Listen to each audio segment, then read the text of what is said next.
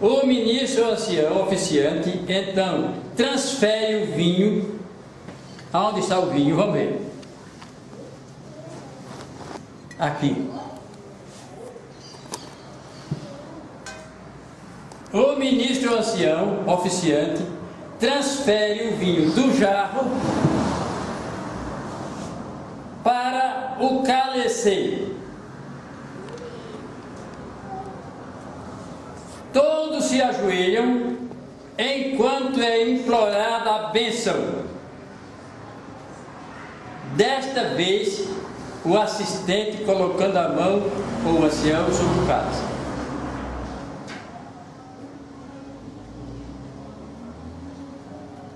Aí diz o seguinte: os participantes então se levantam e permanecem de pé, enquanto o vinho é servido. Vamos ver de que maneira. O oficiante ergue o cálice e repete as palavras de 1 Coríntios 11, 25 e 26. Então ele passa o cálice e um guardanapo à pessoa designada, que então serve aos participantes. Quando o oficiante percebe que o cálice está quase vazio, enche-o de novo. O cálice deve chegar ao ponto de completamente vazio, não deve chegar ao ponto de completamente vazio.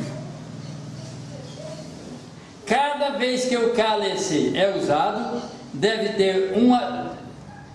ter suas bordas limpas com o guardanapo antes que seja oferecido ao participante seguinte.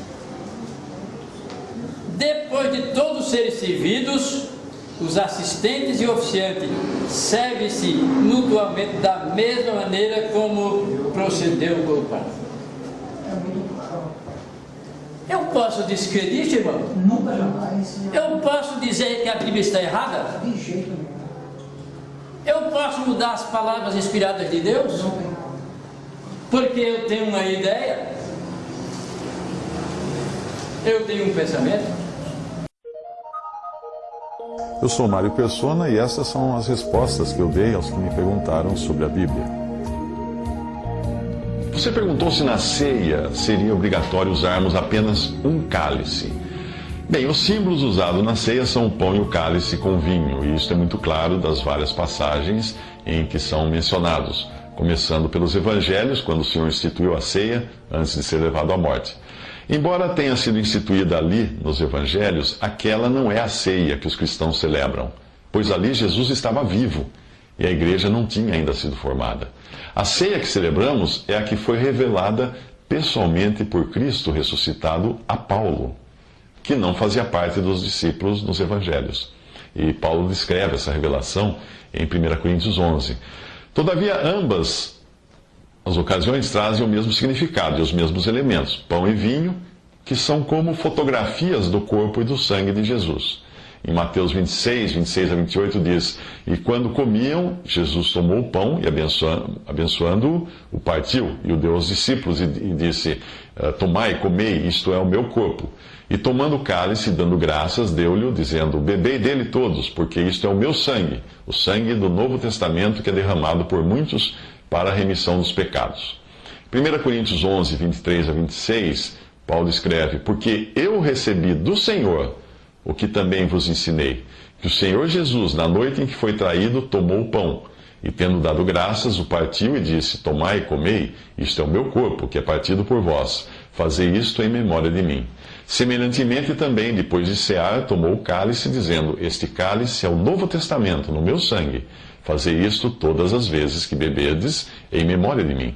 Porque todas as vezes que comerdes este pão e beberdes este cálice, anunciais a morte do Senhor até que venha. Em ambas as passagens, nós vemos que a ceia foi celebrada com um único pão e um único cálice.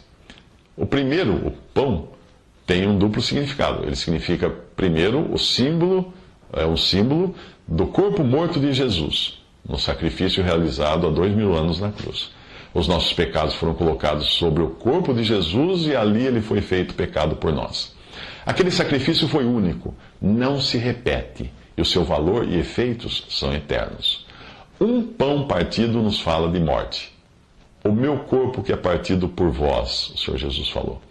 O pão também é um símbolo do corpo de Cristo, a igreja, composta por todos os salvos.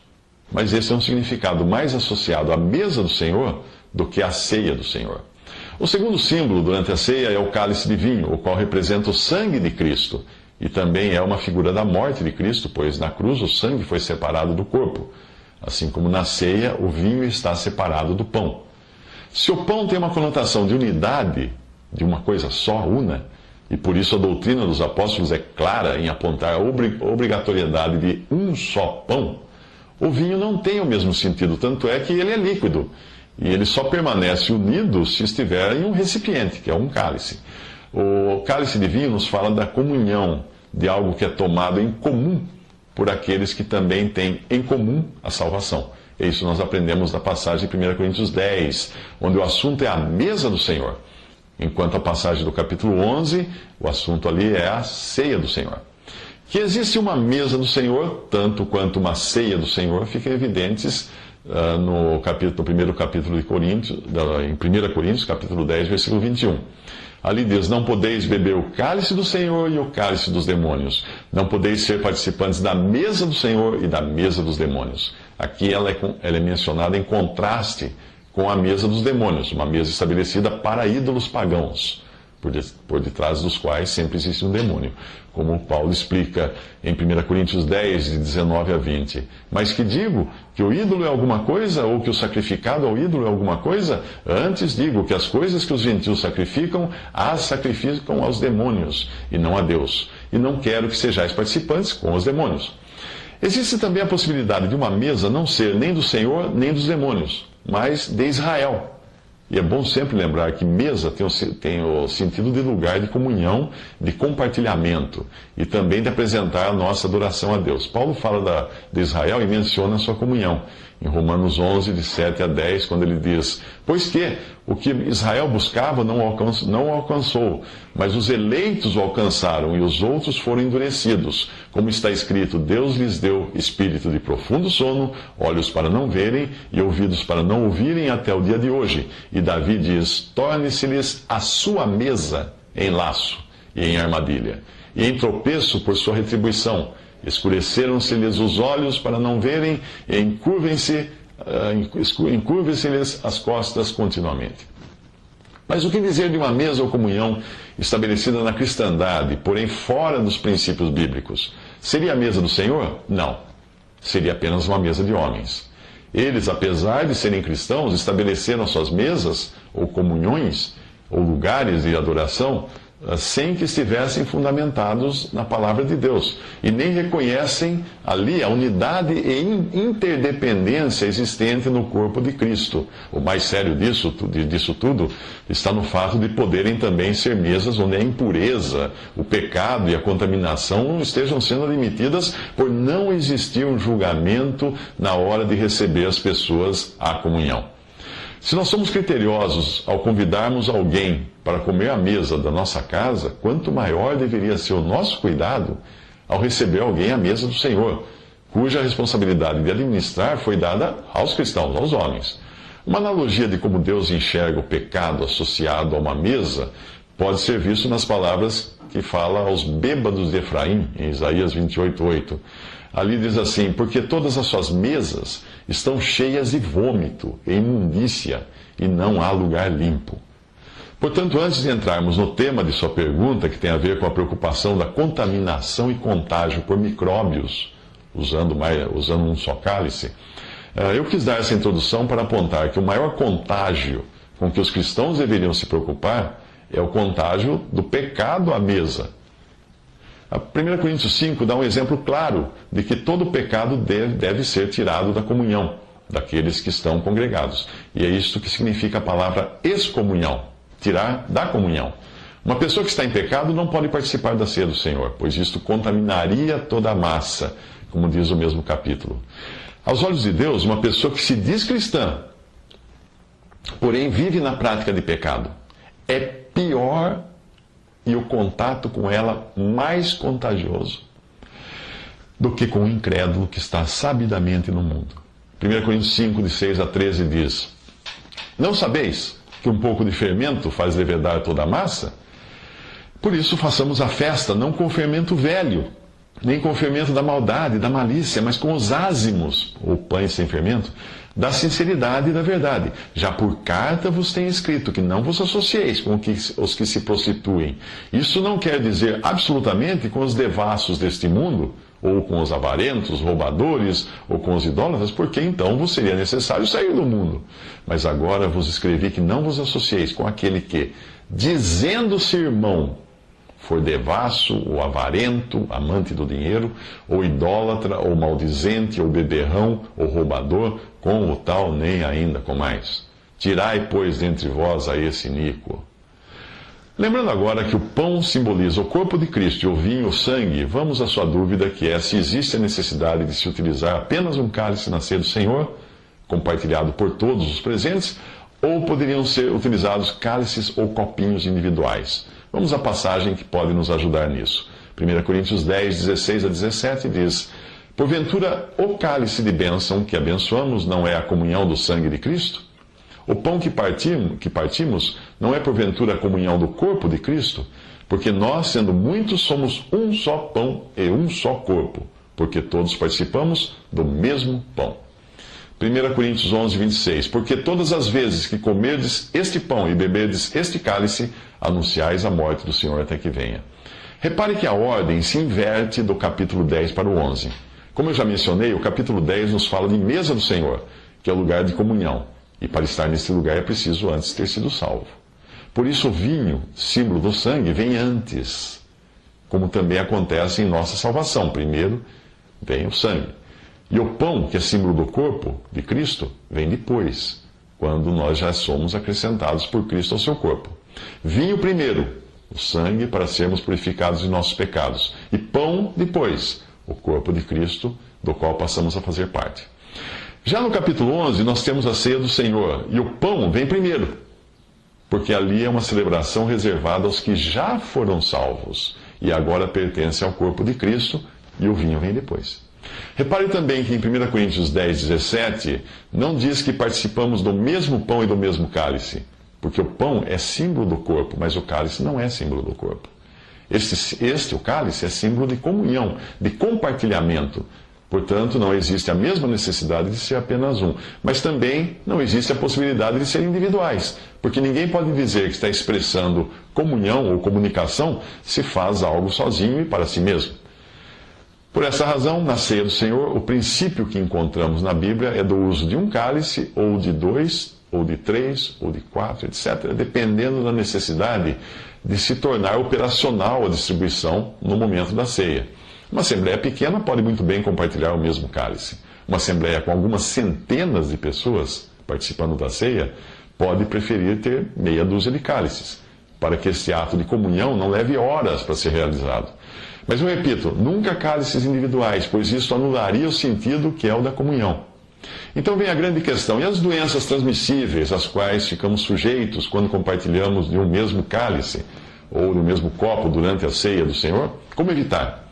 A prática cristã do uso de um cálice comum a todos, ou de alguns cálices, mas ainda assim compartilhados, só foi mudada nas igrejas de confissão protestante por volta de 1890. Eu não sei quando o cálice deixou de ser passado entre os participantes da ceia nas igrejas católicas, mas acredito que o seu uso incomum, também tenha acontecido durante alguns séculos antes de ficar restrito ao padre e aí passar a distribuir aos fiéis apenas as hóstias, que obviamente não representam um só corpo de Cristo, por serem bolachas independentes umas das outras, e não são um pão apenas.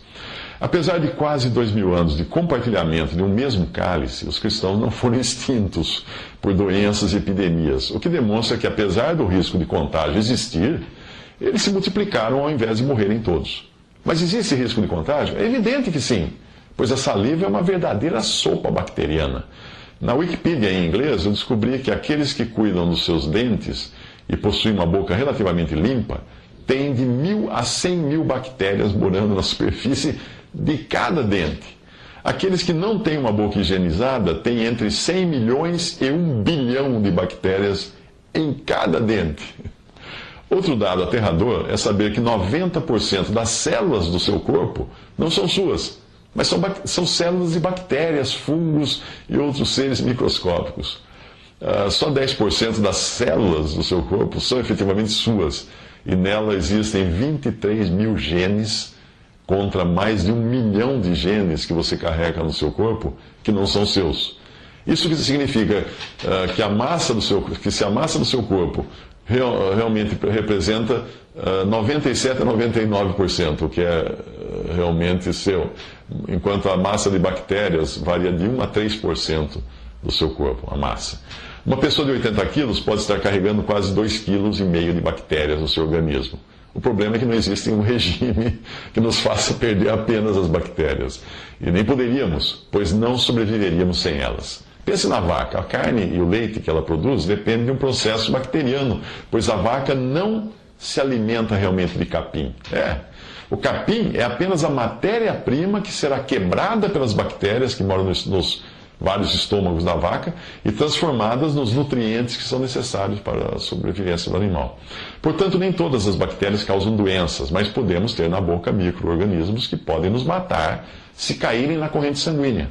Por causa de um problema que eu tenho nas válvulas do coração, o meu cardiologista me aconselha a sempre tomar antibióticos antes de fazer alguma intervenção dentária mais profunda para evitar a possibilidade de um desses micro-organismos entrar na corrente sanguínea e causar um problema mais grave no coração.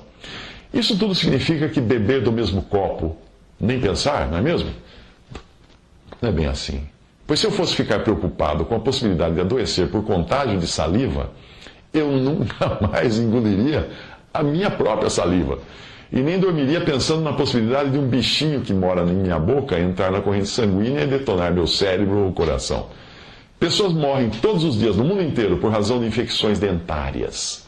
Felizmente, o nosso corpo possui mecanismos de proteção e combate que são usados tanto para as bactérias alojadas em nosso corpo como para as que nos visitam. A troca de saliva pode sim transmitir algumas doenças graves, e a grande quantidade de artigos sobre os perigos do beijo na boca, demonstra isso. Certamente o número de pessoas que se beijam na boca é infinitamente maior do que as que compartilham do mesmo cálice na ceia do Senhor.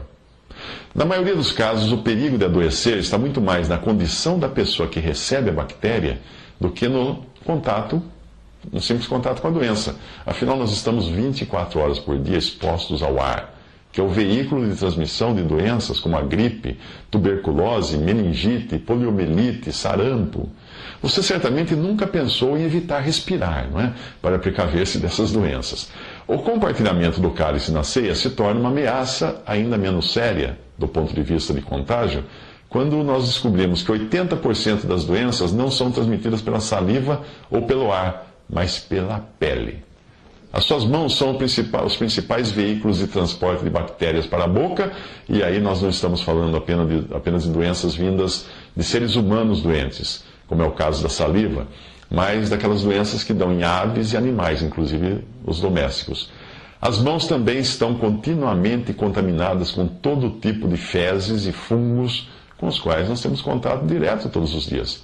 Portanto, a sua preocupação não deveria estar tanto no cálice compartilhado na ceia, mas muito mais no pão, pois todos põem a mão nele, todos pegam nele.